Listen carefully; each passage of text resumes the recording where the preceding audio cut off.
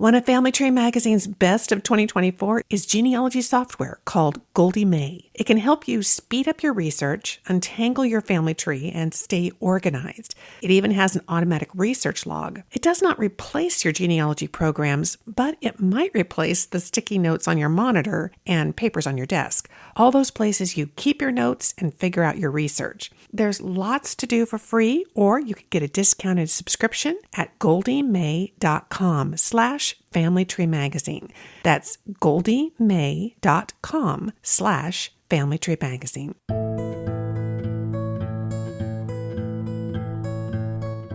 Welcome to Family Tree Magazine's Best Websites podcast. This is the podcast devoted to finding the best websites to help you with your genealogy research. I'm Lisa Louise Cook. Today, we are zeroing in on two heavyweights in the genealogy world, Ancestry.com and MyHeritage.com. Now, these sites have been making waves with their latest genetic genealogy updates. AncestryDNA rolled out refined ethnicity results in fall of 2024, while MyHeritage DNA upped the ante with their own enhancements in February of this year. So, what do these updates mean for you and your family history research? To help us unpack it all, we are joined by an expert who's no stranger to decoding DNA. Diahan Southard, your DNA guide, is here. Welcome to the podcast, Diahan. Excellent. Thank you for having me, Lisa. I'm super excited to talk about these ethnicity results. They're always a hot topic. We're always excited to see them come out. You know, these updates often kind of come with fancy new algorithms and bigger reference populations, but can you break it down for us in the non-scientist speak? What's actually happening behind the scenes that make our Irish roots all of a sudden look more Scottish? Right.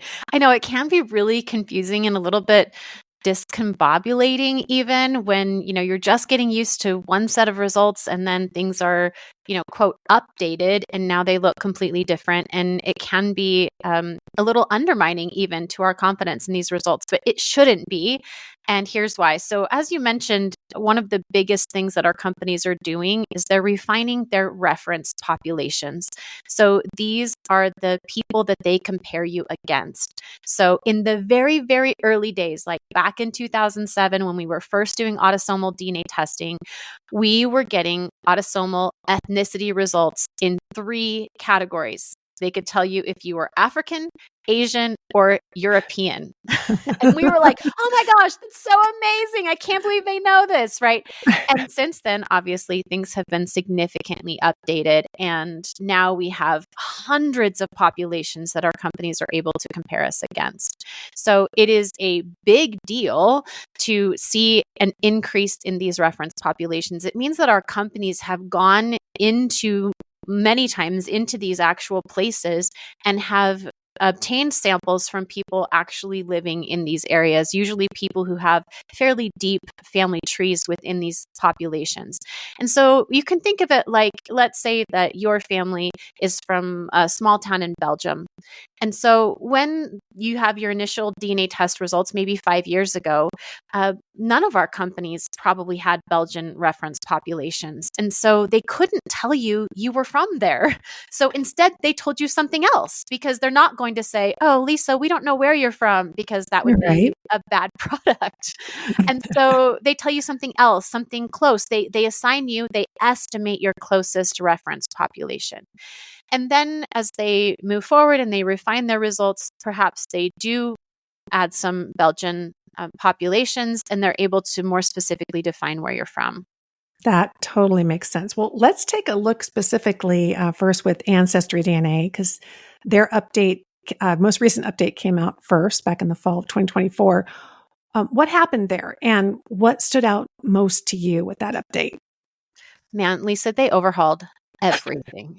Really? And as a speaker and a teacher, like, we have products that specifically teach you how to use Ancestry DNA, and we had to redo everything because everything changed. The interface changed. Even the language they were using changed. They used to call them ethnicity estimates, and now they're called your origins. They used to refer to the large, deep-rooted locations as just your ethnic groups, and now they're referring to them as your regions. They used to refer to the smaller groups you were part of as your communities, and now they're called journeys. So they changed a lot of the language and definitely the way the website looks, but they also added a lot of content. So they added those reference populations for many, many, many more populations. And then they also added additional of these journeys, which are these migration patterns that allow you to trace relatively recent ancestral heritage. I think one of the most exciting things was to see that they added 64 ethnic groups in Africa.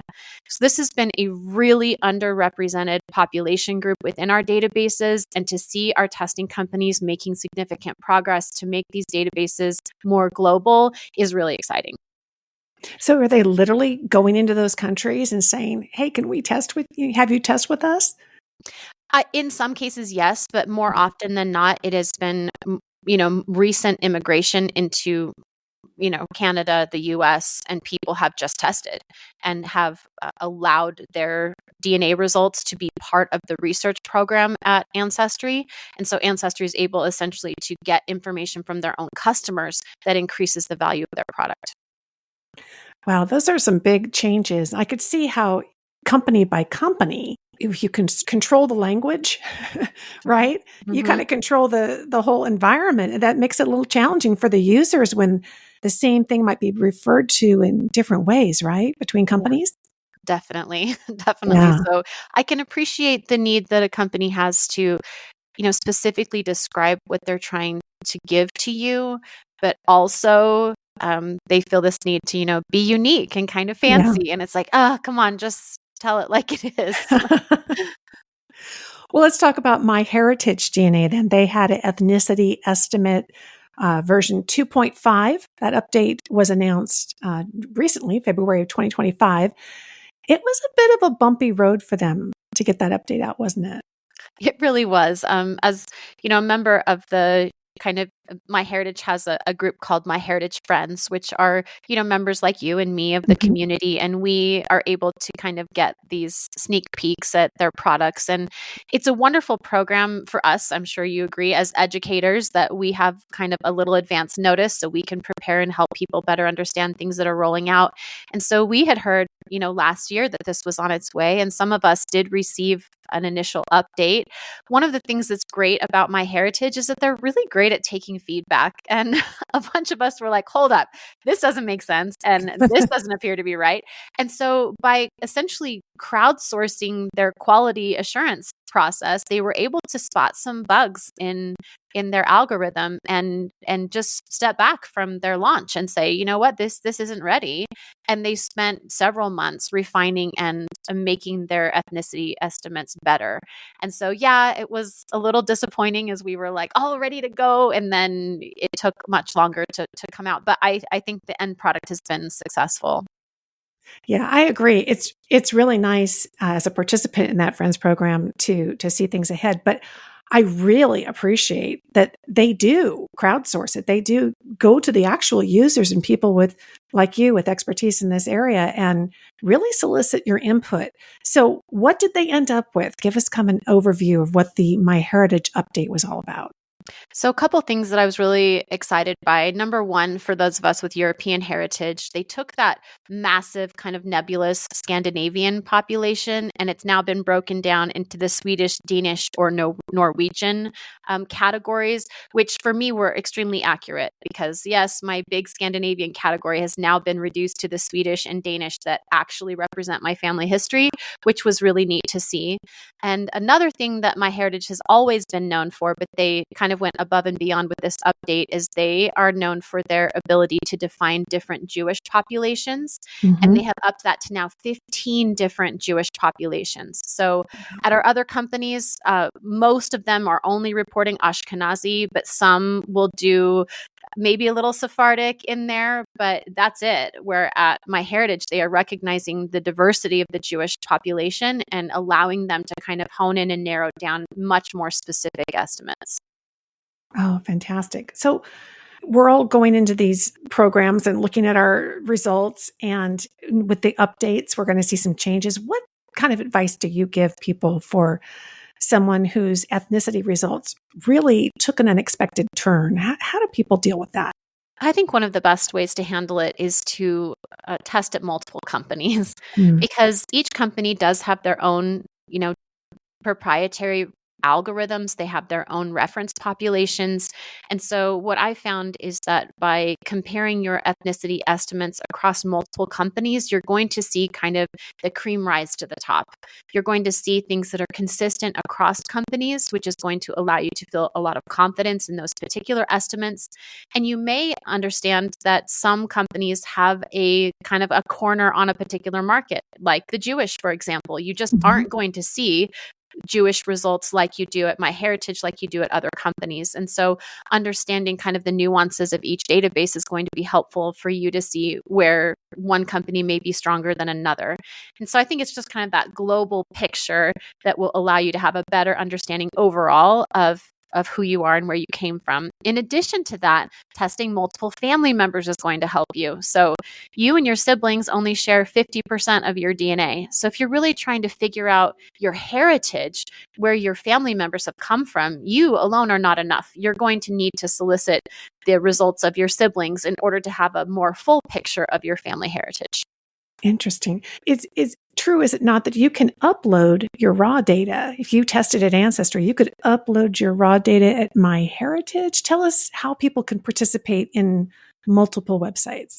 Right. So the most cost-effective way to access all websites is to test first at Ancestry, and then you can transfer for free into MyHeritage, Family Tree DNA, and Living DNA. So then for the price of one test, you're in all four databases. However, if you want to have access to the ethnicity results at MyHeritage, you will have to pay the $29 unlock fee. Similar price at Family Tree DNA to unlock those ethnicity results. I think it's 100% worth it at MyHeritage to do that because they do have such a robust ethnicity product. So looking ahead, these updates are giving us sharper tools to explore our past. Is there one underrated feature or feature of note, either at Ancestry DNA or MyHeritage DNA's with their latest release, that you think that our listeners should really jump on? Yeah, I'm going to give you one for each because I don't Okay. like to choose favorites. Okay, so at MyHeritage, one of the things that they recently released just a couple of weeks ago is this idea of ancient origins. And I actually had someone ask me at RootsTech at my booth, "Hey, is this ancient origins feature going to help me find my great grandfather?" And I was like, "No, it won't."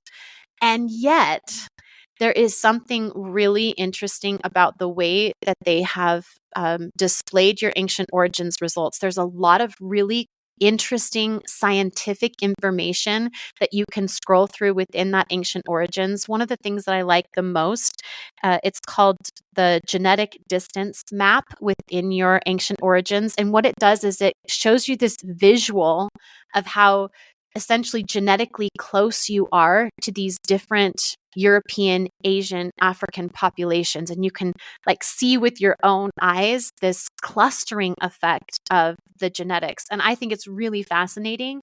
And it really solidifies what we're doing really overall in genetic genealogy, which is to look for these clusters of people that are more closely related to each other than they are to other populations. So while the ancient origins is talking about groups that are thousands and thousands of years old, the same principle applies to you and your own family history. So I just really love how they have really given us an insider's look into the science behind that ancient origins product, and it's really fun to review. So Ancient Origins, the genetic distance map at MyHeritage. And then at Ancestry, when they redid their whole website, one of the interactive parts now is to be able to look at the migration patterns. It's like a timeline of your journeys.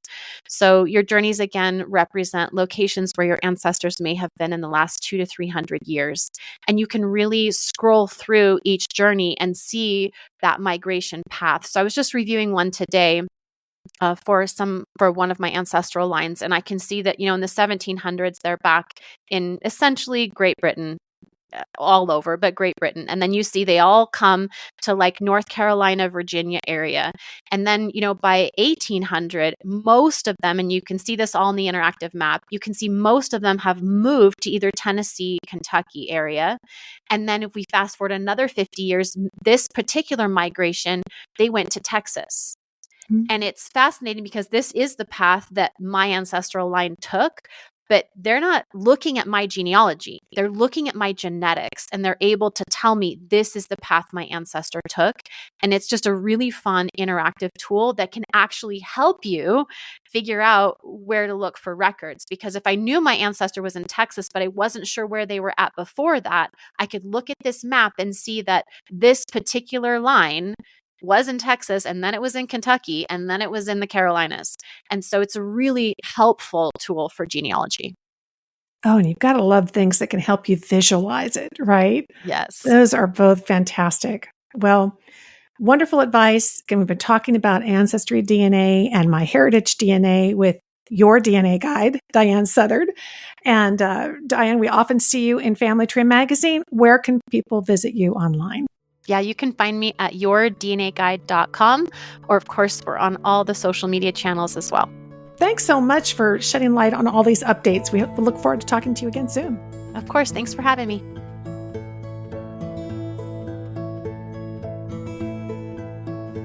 Thanks so much for joining me for the Family Tree Magazine Best Websites podcast. You can find a link over to this month's best website at familytreemagazine.com/podcast. Also, while you're at the website, I would encourage you to sign up for our free email newsletter. It's the perfect way to stay in touch with everything we've got going on at Family Tree Magazine, including our other podcast, the Family Tree Magazine podcast. I'm Lisa Louise Cook, and you can find me at my website, genealogygems.com, where you'll find links to my Genealogy Gems podcast and our YouTube channel. Until next time, have fun climbing your family tree.